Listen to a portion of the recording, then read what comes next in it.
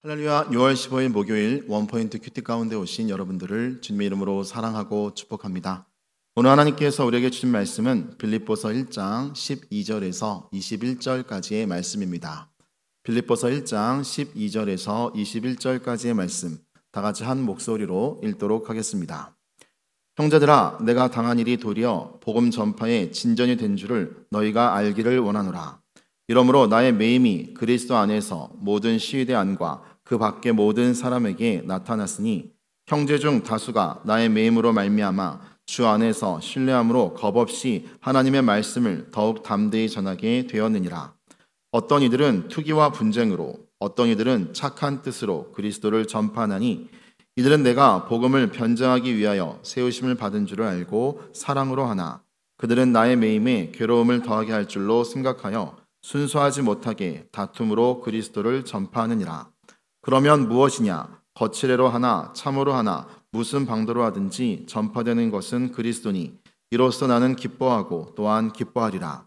이것이 너희의 간구와 예수 그리스도의 성령의 도우심으로 나를 구원에 이르게 할 줄 아는 고로 나의 간절한 기대와 소망을 따라 아무 일에든지 부끄러워하지 아니하고 지금도 전과 같이 온전히 담대하여 살든지 죽든지 내 몸에서 그리스도가 존귀하게 되게 하라 하나니 이는 내게 사는 것이 그리스도니 죽는 것도 유익함이라.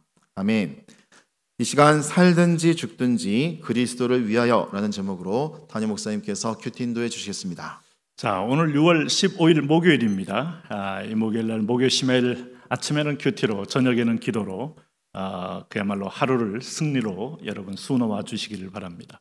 빌립보서 1장 12절에서 21절을 보면 사도 바울이 로마의 감옥에 갇힌 것을 보는 빌립보 교인들의 시각을 의식하고 있어요. 잘 나가다가 갑자기 그가 사법적인 판단을 받고 투옥이 됐을 때 누구든지 흔들리게 돼 있어요.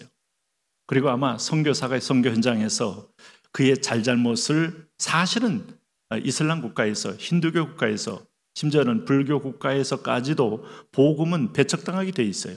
그리고 그것을 교묘하게 그 지역의 거민들이 다 진리이기 때문에 거부하고 그를 회방하고 어쨌든 올매 넣으려고 시도하게 돼 있습니다.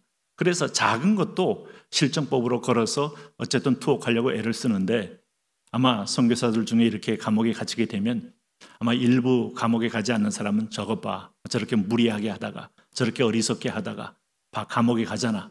저래서 결국 우리 이 모든 이 선교 오랫동안 해왔던 그런 업적까지도 저 사람 때문에 다 마지막까지도 뿌리채 뽑힐 위기에 있잖아 하면서 어떤 때는 맹비난할 수도 있어요. 가끔 그런 경우도 있어요. 물론 선교사님이 100% 다 잘하지 않을 수도 있고 실수가 있을 수도 있고 그렇게 됩니다마는 하나님의 일에는요, 복음에는 사실은 인간의 실수는 복음 전하는 것만으로도 이미 실수를 넘어서는 하나님의 명령입니다. 그런 의미에서 보면 큰 그림으로 보셔야 돼요. 오늘 여기 사도 바울은 로마의 감옥에 갇혔다? 그런데 사실은 감옥이 아닙니다. 가택연금이에요. 마음껏 사람들이 찾아옵니다. 그리고 이미 사도 바울이 로마에 오기 전에 멜리데 섬에서 267명의 엄청난 로마의 핵심 시위대 군인들이 다 예수님을 믿을 수밖에 없는 상황이었기에 바울은 결국 혼자가 아닙니다. 아무도 없는 자리를 홀로 떠났지만 그의 우군은 보통 많이 생긴 게 아니에요.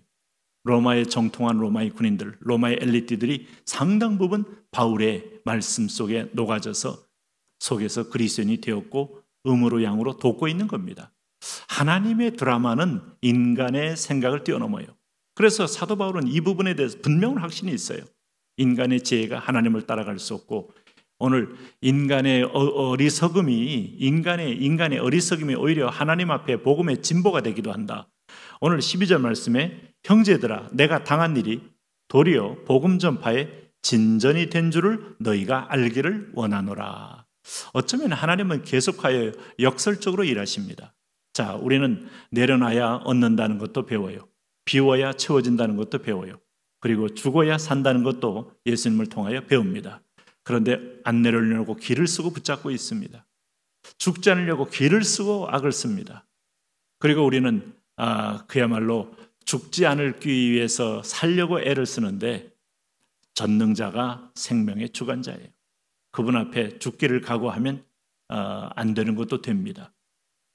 왜냐하면 그거야말로 하나님을 가장 간절하게 의지하는 그런 삶의 태도이기 때문이에요. 그러므로 여기 13절 보세요. 나의 매임이 그리스도 안에서 모든 시위의 안과 그 밖의 모든 사람에게 나타났으니 형제 중 다수가 나의 매임으로 말미암아 주 안에서 신뢰함으로 겁없이 하나님의 말씀을 더욱 담대히 전하게 되었느니라.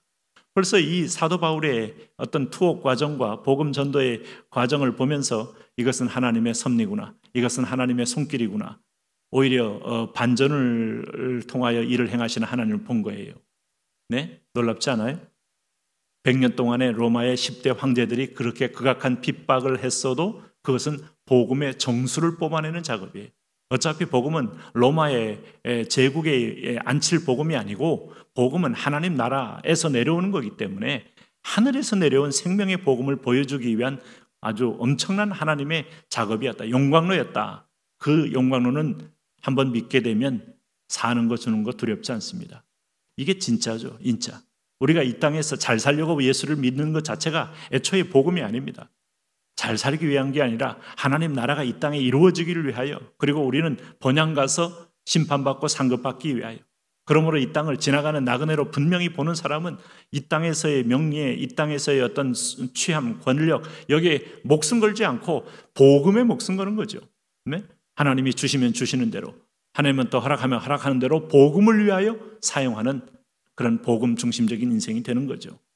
그래서 사도 바울은 이게 이제 하나님 나라가 분명하게, 그는 사도행전에서 마지막에 그가 전파했던 핵심은 예수 그리스도를 머리로 한 하나님 나라를 증거하지 않습니까? 그게 중심 사상이고 중심 그의 인생 목표가 된 겁니다. 그래서 15절에 어떤 이들은 투기와 분쟁으로, 어떤 이들은 착한 뜻으로 그리스도를 전파하나니 이들은 내가 복음을 변증하기 위하여 세우심을 받은 줄을 알고 사랑으로 하나 그들은 나의 매임에 괴로움을 더하게 할 줄로 생각하여 순수하지 못하게 다툼으로 그리스도를 전파하느니라.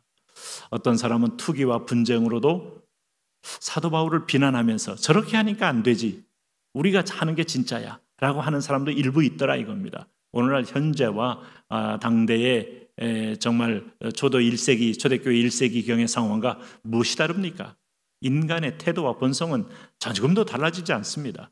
그러나 어떤 이들은 또 착한 뜻으로 사도 바울이 복음을 전하다 감옥에 갇혔으니 우리라도 해야지, 이런 또 아주 착한 뜻으로 그리스도를 전파하는 사람이 생깁니다. 그런데 어떤 사람은 또 내가 복음을 변증하기 위하여 세우심을 받은 줄로 알고 사랑으로 한다. 이분들이 진짜죠. 저것도 하나님의 섭니다. 반전이 저 감옥 속에서 뭔가 하나님의 일을 드러낼 것이다. 빌립보 감옥에서 드러내지 않았습니까? 야, 이거 참 여러 가지 믿음의 수준 따라서 어린아이 믿음이냐, 청년의 믿음이냐, 아니면 성숙한 믿음이냐에 따라서 반응이 다 달라지는 것이 오늘날도 조금도 틀리지 않아요. 나의 매임이 괴로움을 더하게 할 줄을 생각하여 순수하지 못하게 다툼으로 그리스도를 전파하는 사람도 있다. 이 기회에 우리가 저 선교 지역을 장악하자, 좀 인간의 욕심이 들어간 거죠. 그러나 문제는 바울의 태도입니다. 15절, 18절 말씀 보세요. 그러면 무엇이냐? 거칠애로 하나 참으로 하나 무슨 방도로 하든지 전파되는 것은 그리스도니 이로써 나는 기뻐하고 또한 기뻐하리라. 자, 총체적으로 오늘 투기로 하는 사람들, 또 욕심으로 하는 사람들, 그리고 사도 바울을 통하여 섭리로 하는 사람들, 세 부류로 인하여 사실은 선교 자원이 다 일어났습니다. 자, 하나님 나라는 이 세 부류에 의해서 그리스도가 전파됩니다. 놀랍지 않습니까? 바울 한 사람 감옥에 있으면서 주변에 머물렀던 사람들이 다 일어나서 증거하게 되었다. 이것도 하나님의 반전의 섭리입니다. 하나님의 지혜를 인간이 머리라 따라갈 수 있겠습니까? 이것이 너희의 간구와 예수 그리스도의 성령으로의 도우심으로 나의 구원에 이르게 할 줄 아는 고로 나의 간절한 기대와 소망을 따라 아무 일에든지 부끄러워하지 아니하고 지금도 전과 같이 온전히 담대하여 살든지 죽든지 내 몸에서 그리스도가 존귀하게 되려 하나니 이는 내게 사는 것이 그리스도니 죽는 것도 유익함이라. 인생의 목적이 분명히 그리스도로 포커스 온 된 사람 흔들리지 않아요.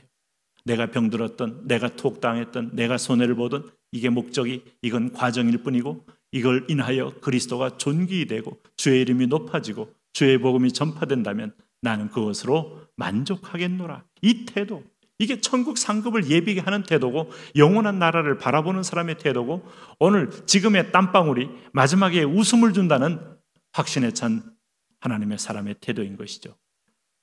오늘 저와 여러분, 당신은 어디쯤 가고 있습니까? 이 땅에서 조금만 안 생기면 하나님을 원망하고 낙심하고 하나님 계신가 하고 의심에 하나님의 귓전을 때리는 수준 아닙니까?